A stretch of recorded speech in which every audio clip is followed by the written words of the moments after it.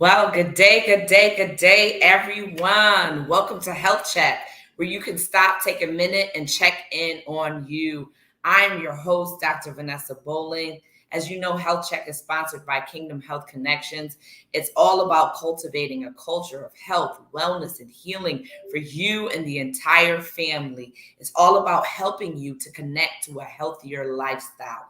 These lives are just to help you check in on you and also to help promote you, encourage you, motivate you to living a healthier lifestyle. As you are taking care of other matters in the earth, as you're taking care of other matters throughout the day, this is an opportunity for you to check in, make sure that you stay on that lifestyle of health, wellness, and activate the healing in your body as well. As you saw today, we are focusing on back to school health tips.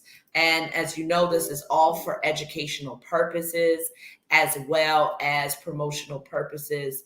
It's not medical advice. Well, let's get right into it. As we know, school's right around the corner, depending on what state you're in. If you're watching this and you're outside of the state of Connecticut, school might have already started for you or going to start soon. And there are some back to school health tips that will help promote the health of your children as well. We want to train our children in the way that they should go so that when they're old, they don't depart from it. We want them to also be healthy as well. As they grow old, we want their children to also be healthy as well. So I do want to share some tips with you. So the first tip is for those who are parents as well as guardians. Share it with your family members, share it with your friends as well, as well as share. We want to have a daily routine. You want to have a daily routine. Structure helps to create order in the life of the child as well. So having this daily routine will help to create disciplines for the children as well. So as you have a daily routine, not only is it known what is expected, it helps to create a safe environment as well, and it doesn't throw the child off. So have a daily routine. It's always good. Starting out from the morning all the way to the evening. And then even when the weekends come, try not to divert too far away from that daily routine. Believe it or not, weekends, yes, we say, okay, have a later night. Cousins, friends are over. There's a sleepover that's happening, whatever the case may be, right? Sometimes we want to get out of that routine, but you still want to have that routine. You don't want to adjust it too much and then have to recalibrate because next thing you know, Sunday's here, Sunday night is here, and Monday is here as well. So have a daily routine from beginning to end. Begin to train the child up from beginning to end. So starting off with devotion, starting off with prayer, starting off with eating breakfast, things of that sort. It's good to begin to have that daily routine as they know they're going out throughout the school day and then having a routine after as well, including bedtime.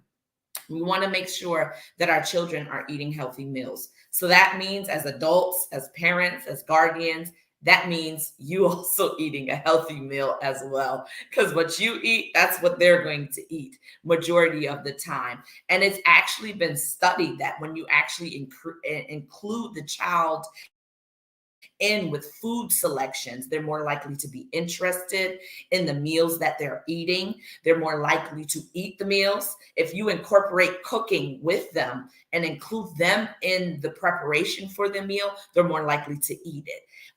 It's also been shown for like schools who do gardening. Children are more likely to, or if gardening is happening at home, children are more likely to eat it because they were a part of the process of creating those or are part of the process of grooming those fruits and those veggies to grow. So the interest is there. Let me see what it tastes like. Let me see what I created. Let me see what I helped to create. So healthy meals is important. We want to limit the fast foods. As with an adult, so it is with a child. They're more likely to have spikes in their sugars. They're more likely to develop chronic conditions if they're eating more fast foods. So foods that are high in sugar, foods that are high in fat, foods that are high in salt. We see that also research has shown to even affect their attention spans. All right. They're more likely to have things like attention deficits disorders because the meals aren't balanced and they're not continuous for them. So we want to encourage a healthy meal. As it is for the parent, so we want it to be for the child. So let's keep that going in the home. We want to have meals together. Research has actually shown that the child is less likely to deal with childhood obesity when meals are happening together. So they're happening at the table, not in front of the TV where there's mindless eating and mindless consumption, and you're going for second, thirds, fourths. You and the child are going for second, thirds, and fourths because mindless eating is happening in front of a TV. We want the meals to happen together, and we want the meals to happen at the table. You're more likely to see what the child is consuming. You're able to pick up eating disorders. You're able to even check in with the child too to see how their day was. And it creates a sense of community. It creates a healthy environment around food. So the child is less likely to build a negative or an unhealthy connotation with food. Let's eat together again, because it's so important and it's so good. Sometimes it may be thought of as an interference of the day. Absolutely not. It's a good time. It's a refreshing time. It's good for mental health for the adult as well as for the child. So eating those meals together is important. Let's remind our children to wash their hands. 20 seconds. Sing the happy birthday song. Wash those hands with soap and water. Yes. Children sometimes shortcut it and just say, I wash my hands. And it was just with water. Wasn't no soap on their hands. No. Wash your hands with soap and water. I need to smell some soap on those hands. Washing the hands with soap and water is important, especially this is the school year. It's rolling out. It's getting ready to roll out, rather. We see a lot of viruses, GI bugs going around, whether it's nausea, vomiting, diarrhea, the cold, the flu. It's been pronounced that flu season, pneumonia seasons is coming up soon. Well, it doesn't have to be the portion for your child, and it doesn't have to be the portion for your household. Wash those hands, right? Studies have actually shown that absentee rates have reduced just from washing hands. The outbreak of GI bugs and viruses have reduced just from washing hands. So that's another good routine to make sure that your child is incorporating. Annual physicals. By now, I'm sure the nurse is probably, or the school has contacted you in terms of whether there's vaccines that need to be updated for the child, if that's something you do with your child. But keeping up with annual physicals for the child puts a personalized touch to making sure that that child is in good health.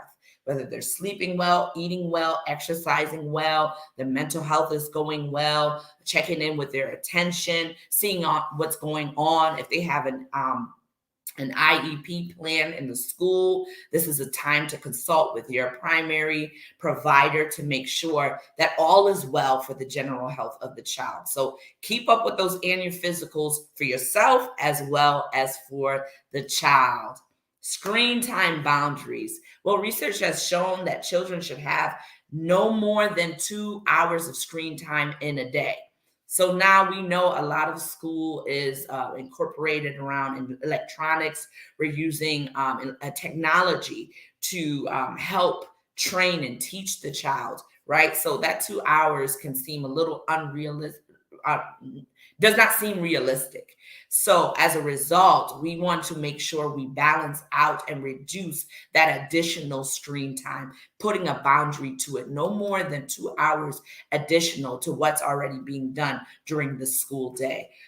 This has been shown to correlate with reduced mental health because of, the different social media type bullying, or sometimes children, I've heard this in my office, They put things out there and nobody looked at it or responded to it, and they're devastated, right? It affects their mental health, how they show up in school, how they show up with other people, how they show up even in the home as well.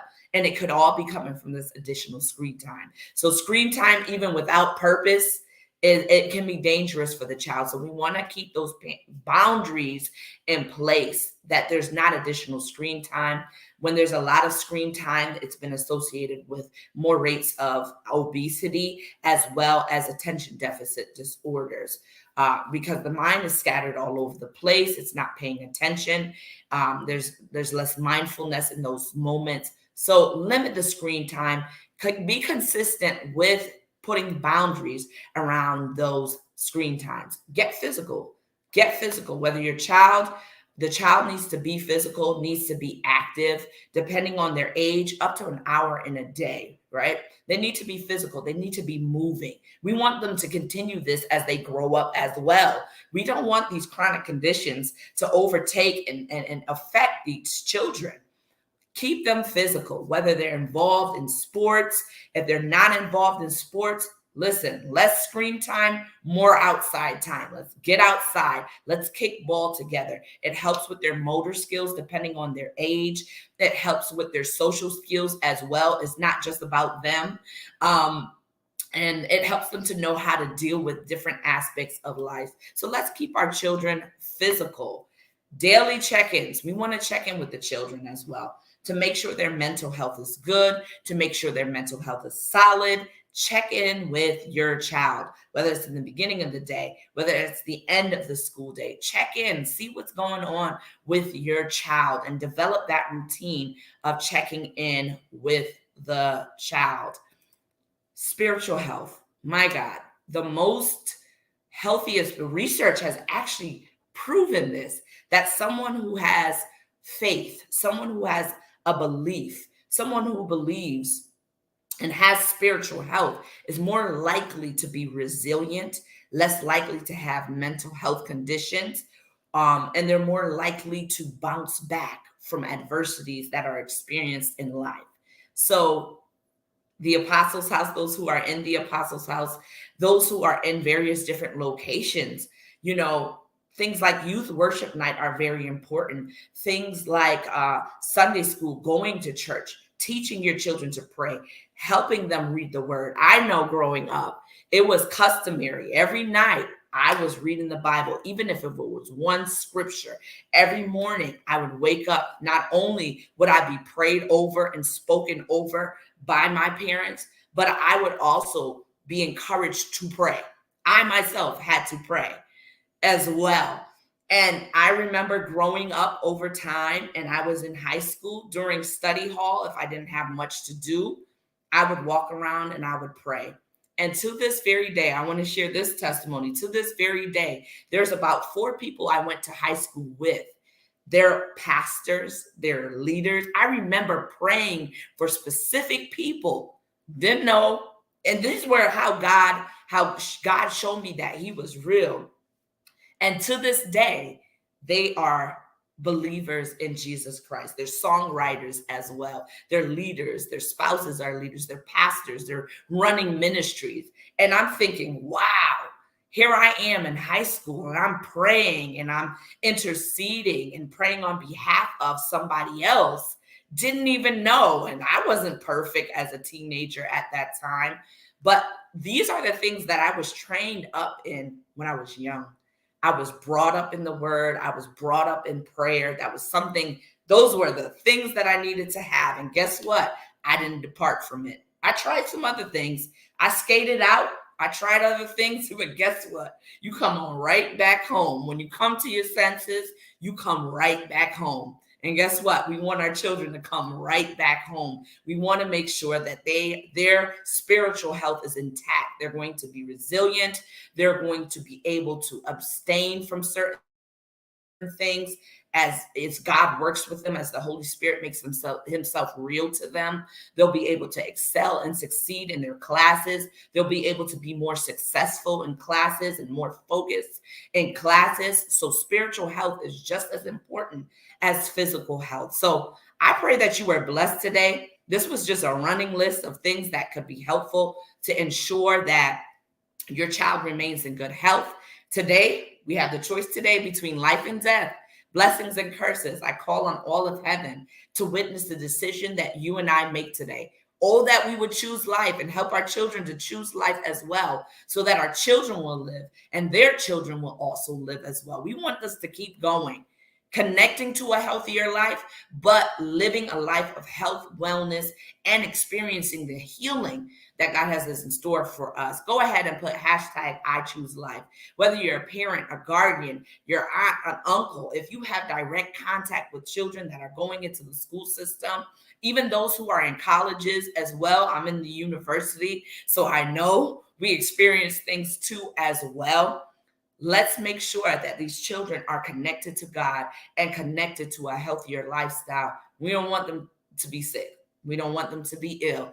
Guess what? We're choosing life today. So choose life today as well and help your children choose life. I pray that you were blessed. I'll see you here again next week, Tuesday, same station, same live. I'll see you there.